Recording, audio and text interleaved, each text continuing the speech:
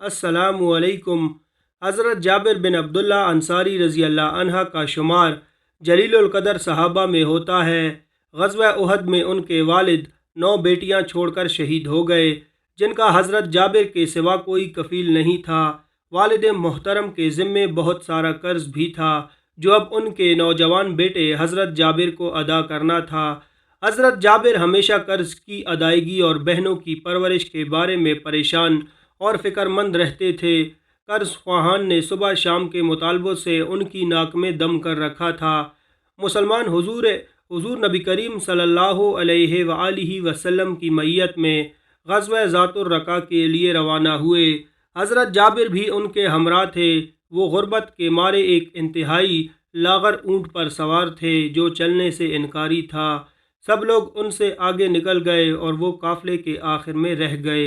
रसूलुल्लाह सल्लल्लाहु अलैहि वआलिहि वसल्लम का दस्तूर था कि आप हमेशा काफ़िले के पीछे पीछे आया करते थे।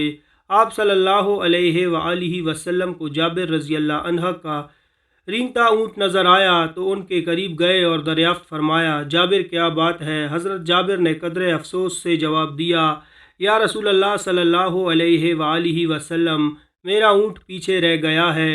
रहमत आलम सल्लल्लाहु अलैहि वआलिहि वसल्लम ने फरमाया, अच्छा ज़रा इसे बिठा दो। उन्होंने ऊँट बिठा दिया। नबी करीम सल्लल्लाहु अलैहि वआलिहि वसल्लम ने भी अपनी ऊँटनी उसके करीब बिठा दी। आप सल्लल्लाहु अलैहि वआलिहि वसल्लम ने जाबिर रज़ी अल्लाह ताला अन्हा से मुखातिब होकर फरमाया, ज़रा अपनी लाठी देना। उन्होंने लाठी पकड़ा दी। आप सल्लल्लाहु अलैहि वआलिहि वसल्लम ने लाठी से चंद ऊँट को चंद हल्की ज़रबें लगाईं। ऊँट जो अभी थोड़ी देर पहले चलने से आरी था, उछल कर खड़ा हुआ और भागने लगा। उसके अंग अंग में चुस्ती की लहर दौड़ गई। हज़रत जाबिर रज़ी अल्लाह ताला अन्हा भागकर उसकी गर्दन से लटके और सवार हो गए। अब वो हुजूर अकरम सल्लल्लाहु अलैहि वआलिहि वसल्लम के साथ साथ चलने लगे और ख़ुशी से फूले नहीं समाते थे कि उनका कमज़ोर और बेफ़ायदा ऊँट पहले की तरह तेज़ रफ्तार हो गया है। हुजूर नबी करीम सल्लल्लाहु अलैहि वआलिहि वसल्लम हज़रत जाबिर की तरफ मुतवज्जा हुए और चाहा कि कोई बात छेड़ें। हज़रत जाबिर गफ़वान शबाब में थे और जवानी के तफ़क्कुरात अमूमन शादी और माश के गिर्द घूमते हैं, तो आप सल्लल्लाहु अलैहि वसल्लम ने यहीं से गुफ्तगू का आगाज़ किया और पूछा, जाबिर शादी कर ली है?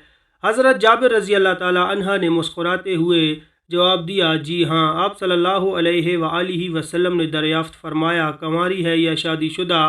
जवाब मिला, शादीशुदा। हुजूर नबी करीम सल्लल्लाहु अलैहि वआलिहि वसल्लम को ताज्जुब हुआ कि नौजवान कंवारा आदमी पहली शादी के लिए आमतौर पर कंवारी औरत ही का इंतखाब करता है। सो आप सल्लल्लाहु अलैहि वआलिहि वसल्लम ने मुलायमत से फरमाया, भले बंदे, कंवारी औरत से शादी करते जो तुमसे खेलती और तुम उससे हंसी मजाक करते। हज़रत जाबिर ने वजह बयान करते हुए अर्ज़ किया, या रसूलल्लाह, आप तो जानते हैं कि मेरे वालिद ग़ज़वा उहद में 9 बेटियां छोड़कर शहीद हो गए हैं, जिनका मेरे सिवा कोई कफ़ील नहीं। मुझे ये बात अच्छी नहीं लगी कि उन्हीं की हम उम्र किसी नौजवान लड़की से शादी कर लूँ और वो सारा सारा दिन आपस में लड़ती झगड़ती रहा करें।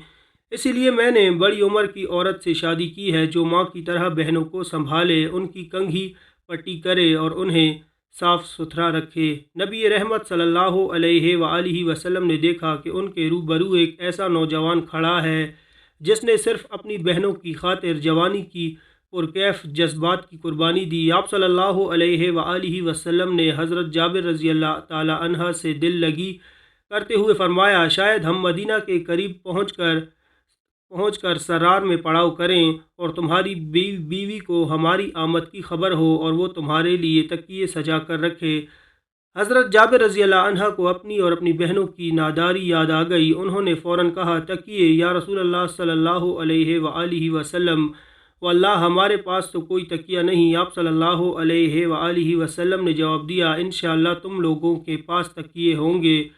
वो दोनों चलते रहे। रसूलुल्लाह सल्लल्लाहु अलैहि वआलिहि वसल्लम ने हज़रत जाबिर रज़ी अल्लाह ताला अन्हा की माली मदद करना चाहिए। आप सल्लल्लाहु अलैहि वआलिहि वसल्लम ने एक बार फिर उन्हें मुखातिब किया और फरमाया, जाबिर, अपना ऊँट मुझे बेचते हो? हज़रत जाबिर रज़ी अल्लाह अन्हा सोच में पड़ गए कि ये ऊँट ان کا کل سرمایہ ہے۔ پہلے تو یہ لاغر تھا لیکن نوازش رسول کی برکت سے اب قوی اور مضبوط ہو چکا ہے۔ پھر انہوں نے یہ بھی سوچا کہ رسول اللہ صلی اللہ علیہ وآلہ وسلم کے مطالبے کو رد کرنے کی کوئی گنجائش نہیں، تو انہوں نے جواباً کہا یا رسول اللہ ٹھیک ہے، بتائیے اسے کتنے میں خریدیں گے؟ آپ صلی اللہ علیہ وآلہ وسلم نے فرمایا 1 درہم میں۔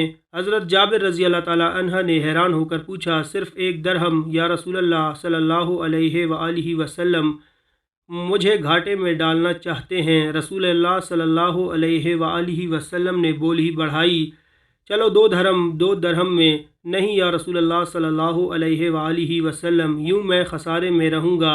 رسول اللہ صلی اللہ علیہ وآلہ وسلم قیمت بڑھاتے رہے حتیٰ کہ بات 40 درہم تک جا پہنچی۔ حضرت جابر نے مطمئن ہو کر کہا اب ٹھیک ہے، لیکن ایک شرط ہے کہ میں مدینہ پہنچنے تک اونٹ پر سوار رہوں گا۔ رحمت عالم صلی اللہ علیہ وآلہ وسلم نے فرمایا ٹھیک ہے۔ مسلمانوں کا قافلہ مدینہ پہنچا تو حضرت جابر اپنے گھر گئے اور اونٹ سے سامان اتارنے کے بعد سرور عالم صلی اللہ علیہ وآلہ وسلم کی ابتدا میں نماز پڑھنے مسجد گئے اور اونٹ مسجد کے قریب ہی باندھ دیا۔ محسن انسانیت صلی اللہ علیہ وآلہ وسلم نماز کے بعد باہر تشریف لائے تو حضرت جابر نے کہا یا رسول اللہ صلی اللہ علیہ وآلہ وسلم، یہ رہا آپ کا اونٹ۔ چنانچہ آپ صلی اللہ علیہ وآلہ وسلم نے حضرت بلال رضی اللہ تعالیٰ عنہ کو حکم دیا کہ جابر کو 40 درہم سے کچھ اوپر دے دو۔ حضرت بلال رضی اللہ تعالیٰ عنہ نے حکم کی تعمیل کی اور 40 درہم سے کچھ اوپر رقم حضرت جابر رضی اللہ تعالیٰ عنہ کے حوالے کر دی۔ حضرت جابر نے رقم لی اور یہ سوچتے ہوئے واپس ہوئے کہ اب ان پیسوں کا مصرف کیا ہوگا، نیا اونٹ خریدا جائے یا گھر کا سامان لیا جائے۔ ادھر رسول اللہ صلی اللہ علیہ وآلہ وسلم نے حضرت بلال سے کہا کہ یہ اونٹ پکڑو اور جابر کو دے آؤ۔ حضرت بلال نے اونٹ کی باگ تھامی اور حضرت جابر رضی اللہ تعالیٰ عنہ کی طرف چل پڑے۔ حضرت جابر نے حضرت بلال کو اونٹ کے ساتھ آتے دیکھا تو حیران ہوئے کہ کیا سودا منسوخ کر دیا گیا ہے۔ حضرت بلال نے آتے ہی کہا جابر اونٹ لے لیجئے۔ حضرت جابر رضی اللہ عنہ نے حیرت سے پوچھا کیا ہوا؟ حضرت بلال نے کہا رسول اللہ صلی اللہ علیہ وآلہ وسلم نے مجھے حکم دیا ہے کہ اونٹ آپ کو دے آؤں اور اس کی قیمت بھی آپ اپنے پاس رکھیے۔ یہ سن کر حضرت جابر رضی اللہ تعالی عنہ رسول اللہ صلی اللہ علیہ وآلہ وسلم کی خدمت میں حاضر ہوئے اور پوچھا کہ کیا مسئلہ ہے، کیا آپ کو اونٹ ضرورت نہیں؟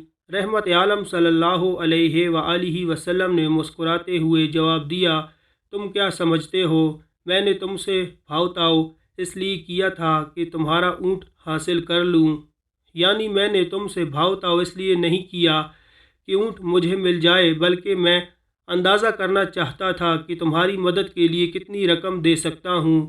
نوجوانان ملت ذرا سوچیں کہ یہ کتنے بلند اخلاق ہونے کی علامت ہے۔ حضور نبی کریم صلی اللہ علیہ وآلہ وسلم نے نوجوان کے من پسند موضوع پر بات کا آغاز کیا اور جب اس پر صدقہ کرنا چاہا تو اسے ادب اور لطافت کے خوشنما غلاف میں پیش کیا۔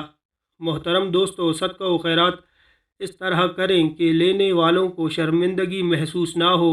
قربان جائیے رسول اللہ صلی اللہ علیہ وآلہ وسلم کے اخلاق پر۔ بے شک سبحان اللہ۔